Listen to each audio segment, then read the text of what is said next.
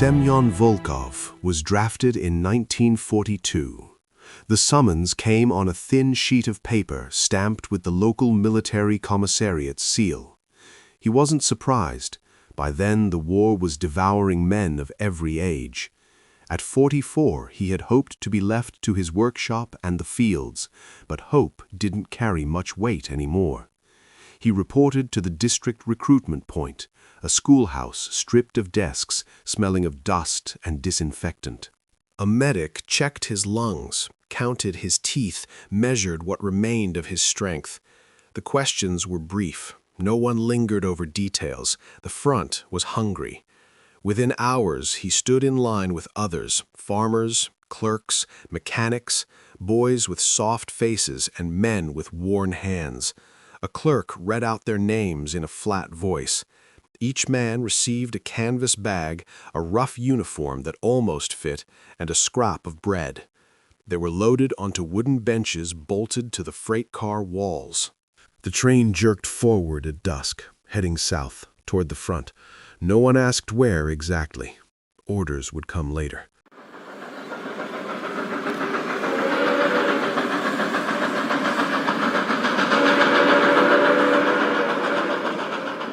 Across from him, a kid no older than 17 kept wiping his nose on his sleeve. Someone coughed, a wet, tearing sound that made everyone flinch. Semyon closed his eyes, trying to picture his 7 children left at home. First time? The question came from a haggard man beside him, peeling a potato. Semyon nodded. "Tambov next," the man said, not looking up. "They'll pack us in tighter than salt fish." He jabbed at the kid with his finger. That one cried all night, wet the floor. The kid hunched lower, face burning. Semyon said nothing. He had seen fear before. In the eyes of horses led to slaughter. Outside Saratov, the train shuddered to a halt. No station, just endless fields under twilight. Hours passed. No explanations. Men now shuffled toward the battered metal bucket in the corner, its original purpose long forgotten, to relieve themselves in silence. Acrid steam rose into the stale air. Someone produced a balalaika. A soldier sang softly about birch trees and lost brides.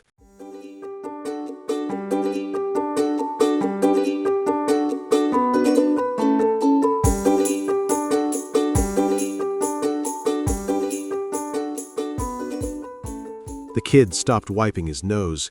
He stared at the singer, mouth slightly open, as if witnessing something holy. Semyon remembered his own wedding day, the sticky honey cake, the way Nina's braid had slipped over her shoulder when she laughed. Hours crawled. The balalaika player struck a minor chord. A soldier across shifted, revealing a crude map scratched into the car wall, arrows pointing east toward Stalingrad, west toward home. Someone had drawn a fat beetle labeled Hitler crawling toward the Volga. Semyon traced the route with a chapped fingertip. Saratov to Kamyshin. Then the final stretch. 3 days? 5? The uncertainty gnawed deeper than hunger. The train's whistle blew, 2 short, sharp blasts. Men stirred like disturbed ants. "Move back! Move!" A sergeant shoved through the aisle. Behind him, 2 medics hauled a stretcher. The coughing man from earlier lay wrapped in a threadbare blanket, eyes glassy, lips tinged blue. Blood speckled his chin. The car fell silent. The kid crossed himself, fingers trembling. Semyon watched the medics wrestle the stretcher through the narrow door. Outside, the wind howled. Snowflakes swirled in briefly before the door slammed shut.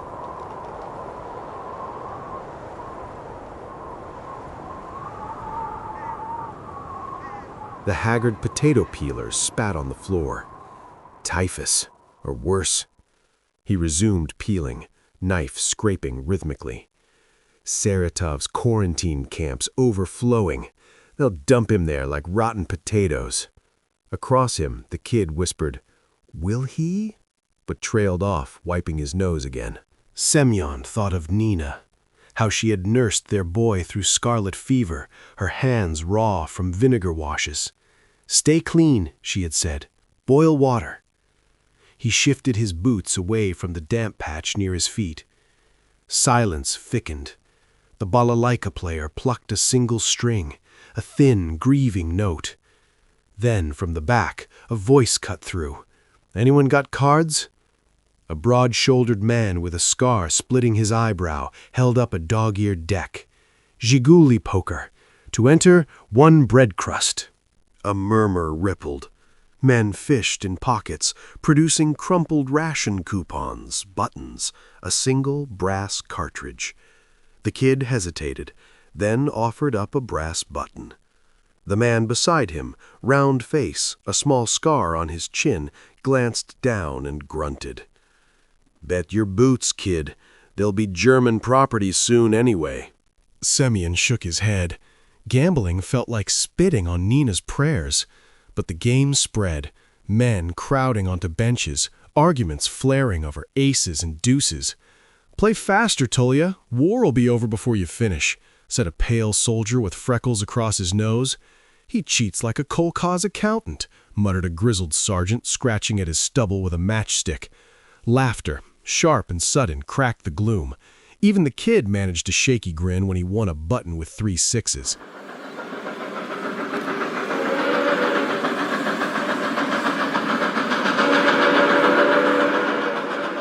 Commission announced itself not by station signs, but by the stench of burnt oil and fish guts carried on the vulgar wind. The train lurched past warehouses stacked with crates. Flat cars loaded with T-34 tanks, their long barrels pointing skyward, sat on sidings. Soldiers swarmed the platforms, unloading stretchers identical to the one that carried away the coughing man. Semyon pressed his face to a gap in the boards. Beyond the rail yard and the low-slung sheds of Pristan Station, the wide gray expanse of the Volga stretched toward the horizon. Somewhere beyond that curve, Stalingrad bled. "Out! Out! Form up by regiment!" sergeants barked, herding men into ragged columns. The kid stumbled next to Semyon. "Where do we go?" he whispered. Semyon shrugged, eyeing the chaos.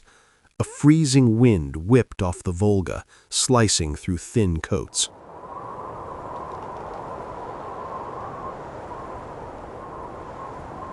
Men shuffled toward makeshift desks, plywood boards balanced on ammunition crates, where clerks with ink-stained fingers checked papers against grimy lists.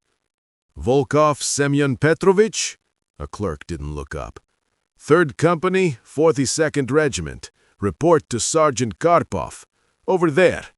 He jabbed a thumb toward a huddle of men near a truck coughing black smoke. The kid got shoved toward combat engineers. His eyes met Semyon's, wide, lost, before the crowd swallowed him. The truck's canvas flap snapped open. "Load up! Stalingrad's coughing for you." Sergeant Karpov, short, stocky, with broad shoulders and olive-tinged skin, waved them toward the truck bed. Inside, soldiers packed shoulder to shoulder. Semyon wedged himself against the cold metal ribs. Someone passed a dented flask. Cheap vodka burned like kerosene down his throat. The engine roared. As they lurched forward, he glimpsed the Volga. Barges dotted the far shore, smoke pluming from their stacks. "3 hours if the roads hold," yelled the driver over the engine's whine. "Pray they hold." Commission's chaos fell away. The truck rattled on a road chewed by tank treads. Men bounced against each other, silent now. Through a tear in the canvas, Semyon watched the steppe unfold. The kid would be digging trenches by now. The man, scarred chin, jiggly poker champion, spat near Semyon's boot. "Training? Ha! Your training is that." He pointed south. Stalingrad's welcoming committee. A private with chapped lips muttered about river barges. Faster than trucks, less bumpy. Another snorted. Faster to drown, maybe. Ice cracks, barges sink. Volga eats conscripts for breakfast. If you're lucky, it'll spit you out. Semyon thought of Nina's vinegar-washed hands. The flask circled again. He refused. Vodka wouldn't scrub the typhus from his lungs.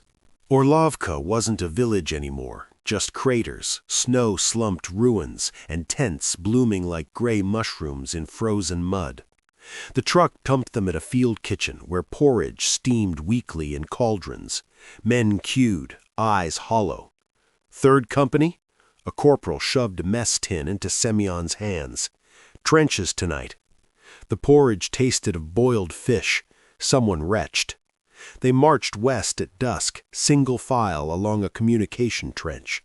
Earth walls pressed close, smelling of turned soil. Artillery flashed on the horizon, brief, silent flickers like lightning behind hills. Morning found them crammed in a truck again. No canvas now, just steel ribs overhead. The cold gnawed through Semyon's boots. They bounced past shattered apartment blocks, walls peeled open to show rooms. Out! Double time! Sergeant Karpov kicked the tailgate down. Semyon jumped onto frozen slag. Above, the sky hung low. That's when he heard it. A mosquito whine swelling into a dentist's drill. He looked up. Not artillery. Wings. A stuka, black as a vulture, peeling off from the smoke pall. Its dive brakes snapped open like skeletal fingers.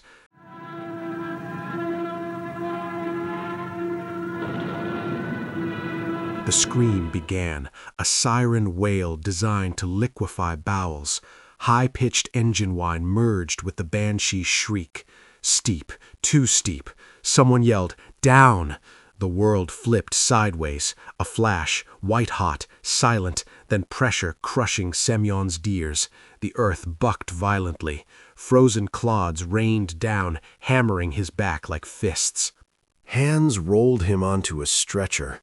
He tried to speak, "Nina," but his tongue felt thick as felt. They carried him past the bomb crater where the Studebaker had been. Twisted metal smoked. A wheel spun lazily in the mud. The field hospital reeked of carbolic acid and sweat. Canvas tents flapped in the wind. A nurse with hollow cheeks dabbed iodine on Semyon's temple. "Lucky," she muttered. "Shrapnel missed your brain by a thumb's width." Her hands were raw, nails bitten to the quick. "Where?" he croaked. "Rear," she said. "Training camp, Krasnoarmeysk. You're no use concussed." She pressed a sulfa tablet into his palm. It tasted of chalk. A week later, a cattle car carried him west, away from the Volga's gray wound, away from the kid digging graves. Krasnoarmeysk's training camp sprawled across frozen fields, barracks slapped together from green timber, drill yards churned to mud slush. Sergeant Chudov, a neck like a bull, ruddy cheeks, hands large enough to crush rocks, examined Semyon's bandage. "Volkov, infantry," he spat. "You'll relearn how to hold a rifle without pissing yourself." The man's breath reeked of onions and vodka.